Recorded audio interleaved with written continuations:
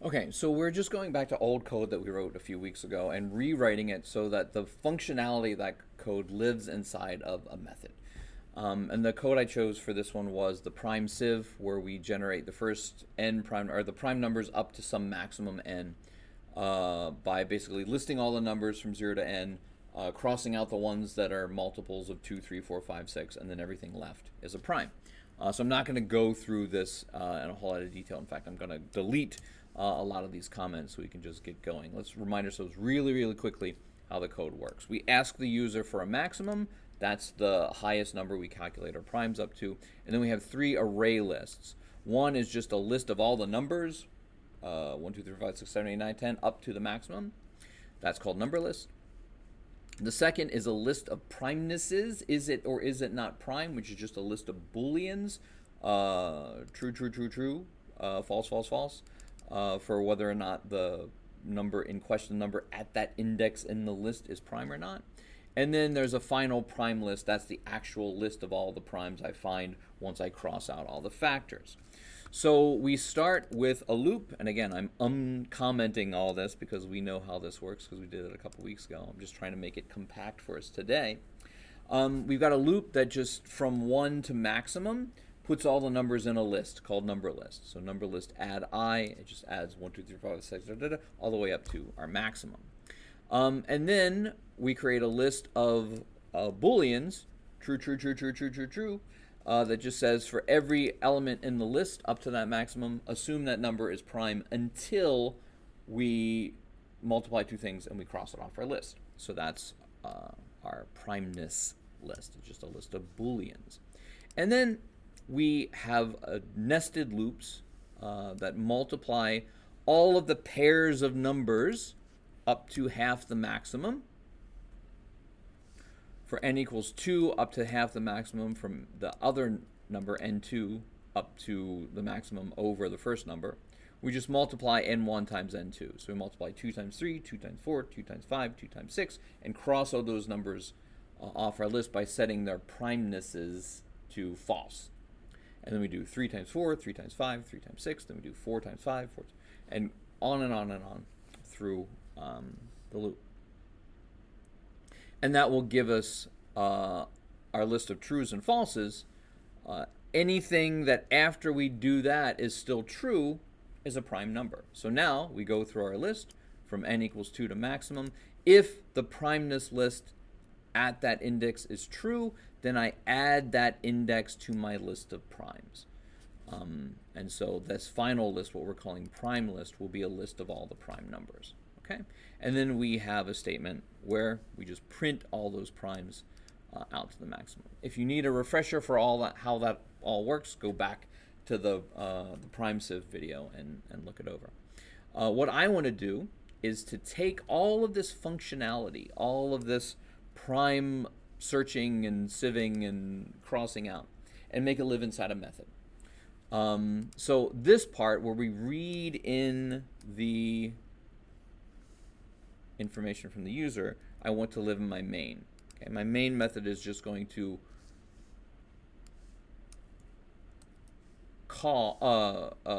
ask the user. So this is my main here. I'm going to really put a big block here so I see this. Begin main method. Okay, my main is just going to ask the user for a number, maximum. How high up in my list of primes do I want to go? And then print out the list. Finding the list is going to happen inside another method. Okay. I need a name for that method. What do I want to call it? Let's call it first n primes. What kind of method is it going to be? It's going to be a public method. It can be called from anywhere in the program. It's going to be a static method. I don't have to create an object in order to call it. What is it going to return? It's going to return a whole array list of integers. So for my return type, I put in an array list of integers. That's what the function is going to give me back when I call it. What am I going to call it? I'll call it first n primes. It's kind of a cumbersome name for a function, but that's what I'm going to call it. What am I going to give it? I'm just going to give it that maximum that I read from the user. So the user will enter a maximum. I will pass that maximum number to first n primes, and it will return to me the first n primes in a list.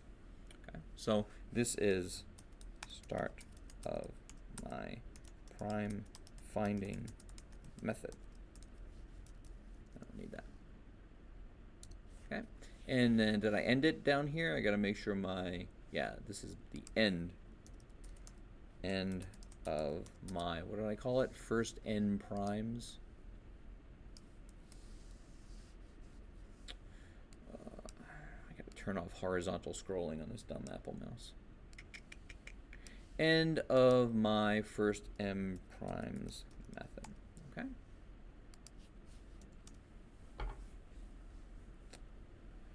So I shouldn't have to change much now in order to get this to work. I'm not quite there. There's a couple of things that are wrong. If I try to run it now, I'll get an error. Okay, the error I get is that it's going to tell me that this variable here, prime list, it doesn't understand. Cannot find symbol prime list. You might say, why? It's up here, right? It's up there. But now prime list is a list of primes that lives inside of this first n primes method. It doesn't live in main. Main doesn't know about it. Okay, let me collapse this method. I need a new method here that main knows about. What do I want to call it? I'll just call it list of primes.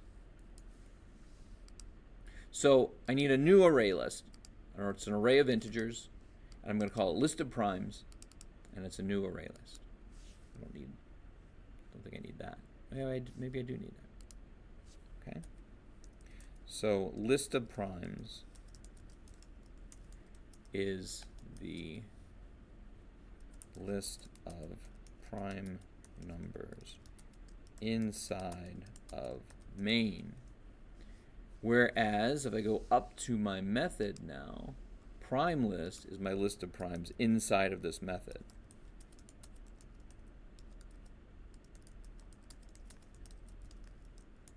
And what I need to do after I calculate this prime list, here it is, primes list add n, finish my loop. I need to return that list of primes to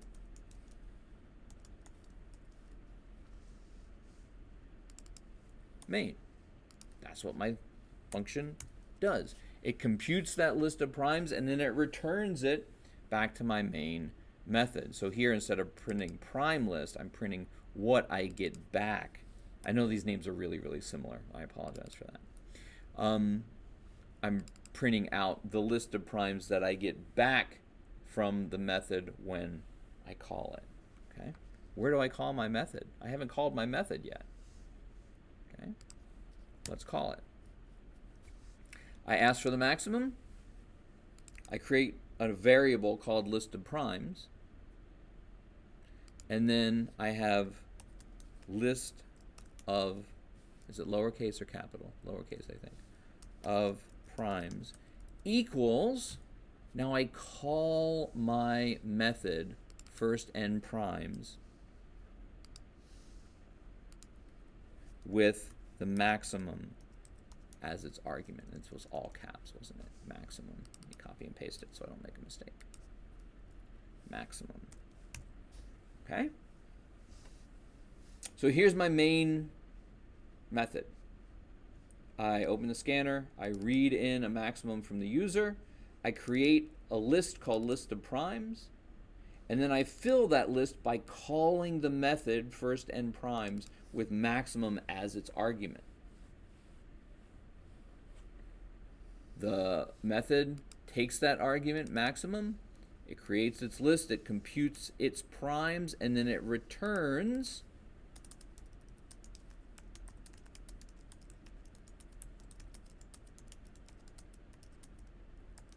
to wherever it was called.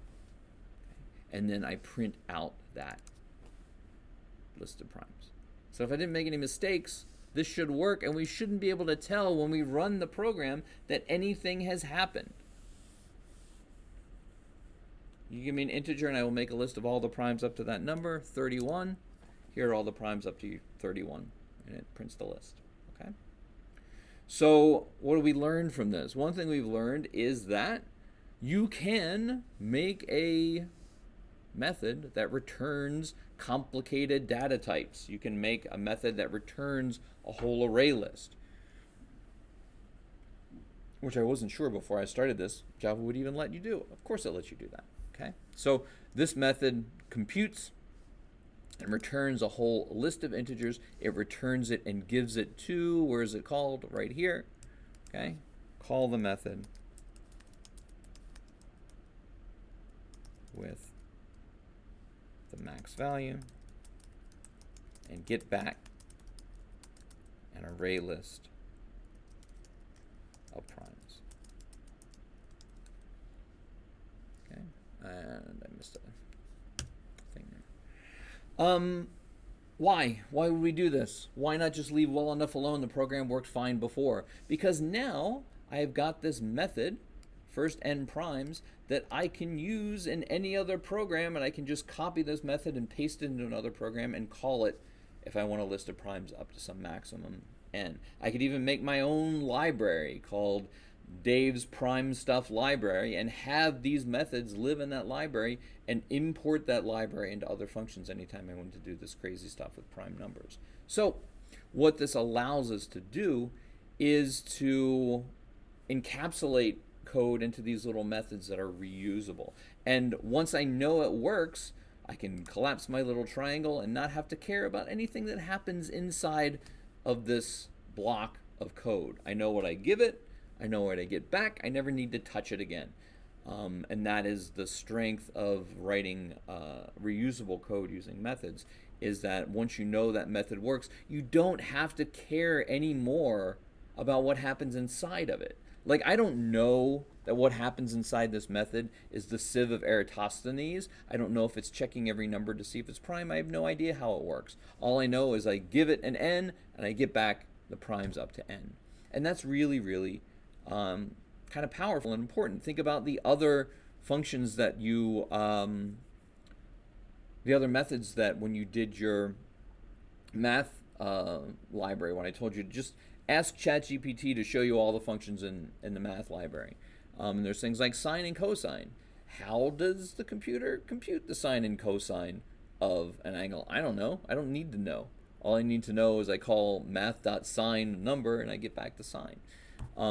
So creating methods is a way to kind of hide away code that you just need it to work. You don't need to know necessarily how it works. And now I've got this method called first n primes that I could reuse for any other Project Euler problem that involved prime numbers. I could just pull this method out of this code and know that if I drop it into another piece of code, it will work.